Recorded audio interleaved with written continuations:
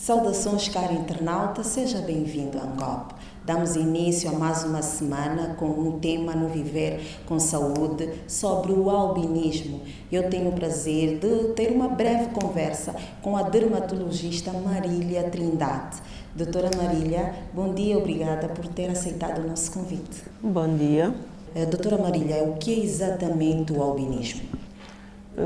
O albinismo é uma condição genética rara causada pelo déficit de produção de melanina, pigmento este que dá a cor da pele, cabelo e olhos.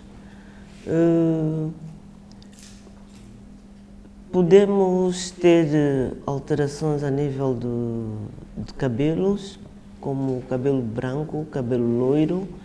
A nível da visão também podemos ter perturbações, como dificuldade de diminuição da acuidade visual, nistagmo, isto é, movimento involuntário dos olhos, assim como fotofobia, dificuldade em encarar a luz solar, estrabismo. A nível da pele podemos encontrar lesões como lêntigos, elastose, lesões a nível da região cervical, com modificação do quadriculado da pele, que designamos por cutis romboide, e podemos encontrar lesões pré-cancerosas, que são lesões que aparecem na pele do albino por exposição excessiva aos raios solares. Estas lesões podem ser precursoras de cancro de pele. Os cancros podem ser espinocelulares, basocelulares e muitas vezes até melanomas podemos encontrar. Doutora, que cuidados dermatológicos específicos as pessoas com albinismo devem ter? Devem usar cremes hidratantes, usar protetores solares, de preferência crianças a 30, fator 30, adultos de 50 para cima até 100, aplicar de 2 em 2 horas, devem usar chapéus de aba larga, óculos escuros, devem usar camisas de manga longa, calças compridas, sombrinhas, tudo quanto seja para proteger dos raios solares melhores. Evitar exposição ao sol, como trabalhos de ambulantes, pescadores, tudo quanto seja exposição solar, ter o mais cuidado possível. E devem ter um controle dermatológico de 6 em 6 meses para identificarmos as possíveis lesões pré-cancerosas. A doutora falou provavelmente eles podem adquirir o cancro, mas eu gostava de saber, isso é pelo facto do nosso país ter uma temperatura... Para além de ser um país tropical, Sim. em que há uma grande quantidade de raios solares, né? Esta exposição, portanto, eles devem evitar terem trabalhos expostos ao ar livre, expostos ao sol, e devem usar o protetor solar. Doutora, qual é o protetor solar mais eficaz para pessoas com albinismo e qual é a frequência que eles devem usar? Devem usar de 2 em 2 horas. Se for adulto, de 50, os protetores têm números, e de 50 para cima. Até 100. Sim, doutora, eu gostava de saber, é uma doença genética, não é? Mas qual é a maior, o índice de 2 pessoas albinas terem um filho também albino, doutora? Sim, isto é frequente, é elevado, exato. Por acaso tivemos o rastreio no sábado, dia 7, e o engraçado foi que apareceu uma mãe que teve gêmeos, um filho normal e outro albino. Doutora, então que conselho dá a pessoas que já padecem desta patologia e também têm um filho na mesma condição? Como é que deve proceder? Enquanto bebê está mais protegido, mas Quando começa a ir para a escola, a escolaridade, deve sempre levar o seu chapéu, nunca esquecer, ou sombrinha, métodos de proteção solar, né? Camisinha de manga comprida, a sua sombrinha, o seu chapéu. Doutora, há políticas públicas suficientes no país para garantir o acesso a cuidados dermatológicos e protetores solares para os albinos? Sim, tem-se criado políticas públicas, assim como iniciativas locais também, em que, para garantir os cuidados dermatológicos e a proteção solar dos albinos, há distribuição de kits dermatológicos, assim como protetores solares. Há uma equipe formada de especialistas de dermatologia, oftalmologia e oncologia para fazer o rastreio em algumas áreas, e isto expande-se a nível de todo o continente angolano, onde existem dermatologistas e estes especialistas. Doutora, essas pessoas sofrem muita discriminação, segundo alguns albinos, estigma de discriminação. Doutora, então que mensagem deixa para a população em geral, que eles dizem que têm problemas na inserção escolar e profissional? Como especialista, que mensagem deixa? Que não se inibam, que não criem complexos. Muitos deles também devem ser acompanhados por psicólogos. Também fazem parte desta equipe, na medida, por esse motivo mesmo de serem discriminados, mas são iguais a qualquer outro ser humano. Na política também, nas jornadas, há uma jornada de consciencialização e cuidados de saúde, assim como o apoio e o compromisso do governo, né? Gostaríamos que houvesse muito mais, que houvesse mais distribuição de kits hidratantes, assim como protetores solares para atingimento a nível nacional.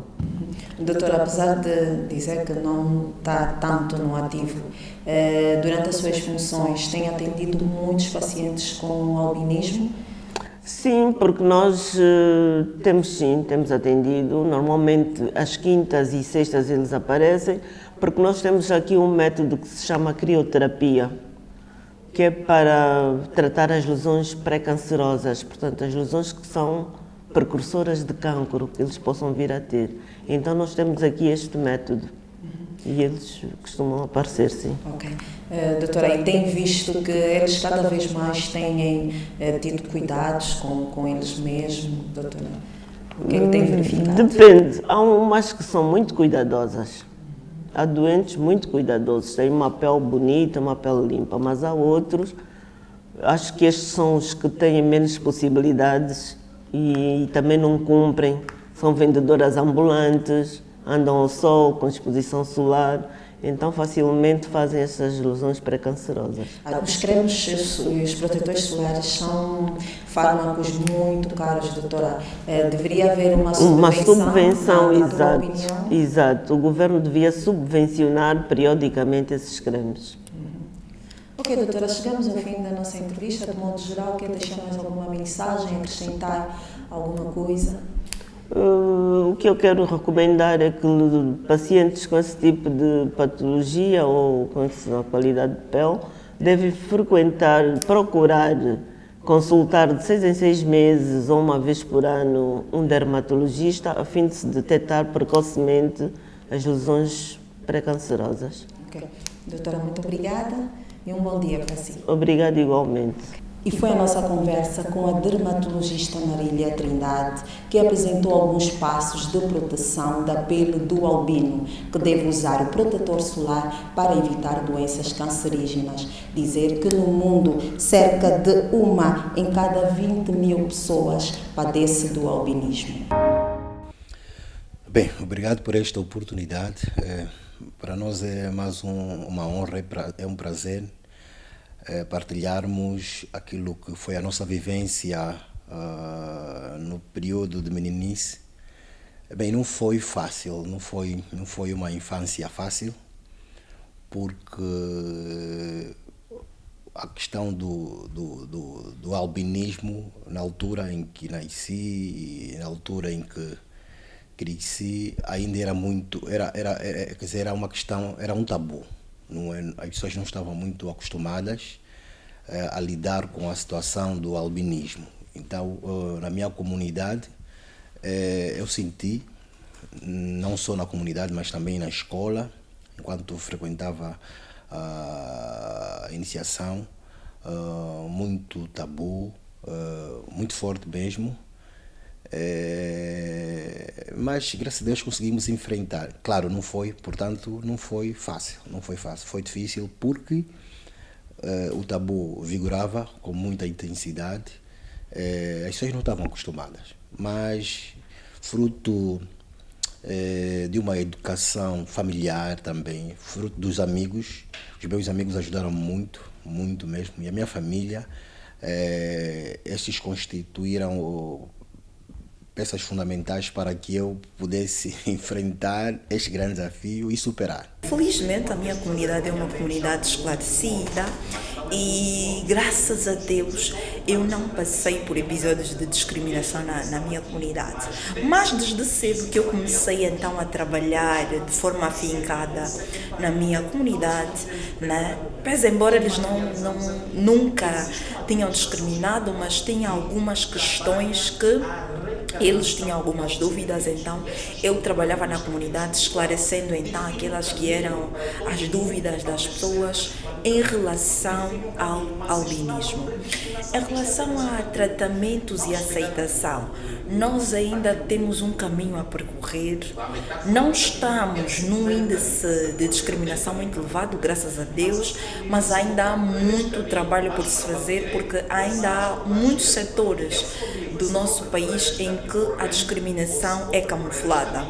Eu sou fruto de uma família cristã, uma família humilde, uma família de facto que, graças a Deus, preserva esses valores todos. Então, a educação da família nos moldaram muito. Eu nunca tive, em concreto, tipo, situações de lutar, de brigar por sofrer este preconceito, não é? Mas fui várias vezes insultado, mas nunca briguei na rua. Então, o que é que eu fiz? Procurei encarar esta situação como uma situação normal. Isso me permitiu não criar outras situações com os vizinhos, com os colegas. Não é mesmo encarar e aceitar, porque quando você aceita, a questão se torna mais fácil. Então eu aceitei e, claro, aceitei como o albinismo como uma deficiência genética, não como uma doença. Então isso ajudou-me a encarar essas situações todas. Logo, temos todos um trabalho árduo a fazer. Somos todos chamados, pois essa é uma grande luta e quanto mais pessoas estiverem engajadas, melhor é. Na inserção à escola não foi difícil porque quando eu vou para a escola, os meus pais em casa já me tinham preparado para aquilo que eu ia enfrentar. E então não foi difícil. Quando comecei a me deparar com os episódios de discriminação, eu já sabia como lidar com aquelas situações que eu vivia. Porque é sabido que a nossa sociedade ainda tem pouco conhecimento sobre o albinismo. Não há literaturas, faz-se poucas palestras, é um assunto que ainda vai se desenvolvendo de forma muito tímida. Então, eu fui percebendo estas questões e não levava a peito essa questão. Sempre que me deparasse com alguém que não domina a matéria, eu sentava-me com a pessoa e, num nível de linguagem acessível aos mesmos, eu passava informação. Graças a Deus, na escola não tive, já por parte dos professores, porque encontrei bons professores no ensino primário, no ensino secundário, no ensino médio e até aqui, hoje, graças a Deus, concluí a formação. Não tive não tive grandes dificuldades. Eu tenho hoje professores, amigos que instruíram-me muito, receberam-me como um aluno normal, deram-me também os devidos castigos, os devidos ralhetes, as devidas palmatórias, conforme tratavam os outros colegas, conforme eu fui tratado. Então isso ajudou-me a encarar a situação e profissionalmente também não tive, não tive. Por isso é que hoje, graças a Deus, estamos aqui como funcionários públicos a trabalhar normalmente. Então, graças a Deus, não tive essas barreiras. Diariamente eu enfrento ainda muitos desafios no quesito empregabilidade, na questão de relacionamentos afetivos, porque sabemos que as pessoas ainda têm nas suas consciências muitos mitos, que, por exemplo, tu te relacionas com uma pessoa com albinismo, podes curar doenças virais, pensando que o albinismo, por exemplo, é uma doença contagiosa, quando que o albinismo é uma condição genética, né, que é caracterizada pela ausência total ou parcial de pigmentos. Então ainda enfrentamos essa questão. Famílias há que, quando percebem que o seu filho ou a sua filha quer relacionar-se com um homem ou uma mulher com albinismo, ainda tratam mal, ainda discriminam, ameaçam, dizem que se tu decides ficar com este filho ou esta filha, eu posso tirar a vida. E então preocupa-nos ainda estes mitos e superstições que ainda pairam no seio das nossas famílias. Não, no dia de hoje não. Eu acho que, segundo constam dos estudos e das pesquisas que vamos fazendo, dentro daquilo que é a África subsaariana, Angola, em termos de mitos, é um dos países que está num bom caminho. Hoje já não temos grandes dificuldades conforme foi no passado. Então, hoje eu encaro-me, e eu até tenho um dito, assim de forma pejorativa, brincando com as pessoas. Eu às vezes esqueço que sou albino. Esqueço que sou albino e isso me permite, quer dizer, romper, enfrentar outros desafios normalmente. Eu só me lembro, às vezes sou albino por causa da deficiência do sol, da visão, mas no modo de ser, de agir, diariamente não. Eu às vezes esqueço que sou albino. Então, este é o testemunho também que eu passo aos outros. Muitos de nós estamos nas diversas áreas do saber, desde comunicação, engenharia, medicina, sociologia, direito e afim. Então é preciso que as pessoas deem a abertura, permitam que as pessoas com albinismo trabalhem, mostrem aquilo que são as suas valências, né? Então eu acredito que é um trabalho que, com o engajamento de todos, vai melhorar. Eu entendo que essas barreiras existem, não é? Essas barreiras existem, a inserção no meio social. Então, o que eu aconselho é nós nos encararmos, primeiro, encararmos isso, não como uma doença, mas como um distúrbio genético e nos moldando como seres humanos normais, como qualquer ser humano, apesar da nossa limitação, não é? Então, quando nos encararmos como seres humanos normais, vamos perceber que nós também temos direitos e deveres e nós também merecemos realizar os nossos sonhos de ser, enfim, jurista, economista, gestor, enfim. O conselho que eu deixo à sociedade: somos poucos para essa causa, vamos todos lutar, todos devem sentir-se partícipes. Então, as dificuldades vão existir, existirão sempre, só precisamos ir à luta, não é? Ir à luta, apesar das nossas limitações, mas devemos ir à luta. Então essa é a mensagem que eu deixo. Por hoje é tudo. No programa Viver com Saúde, contamos consigo na próxima semana.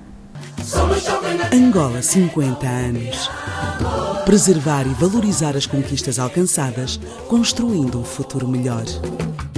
Governo de Angola.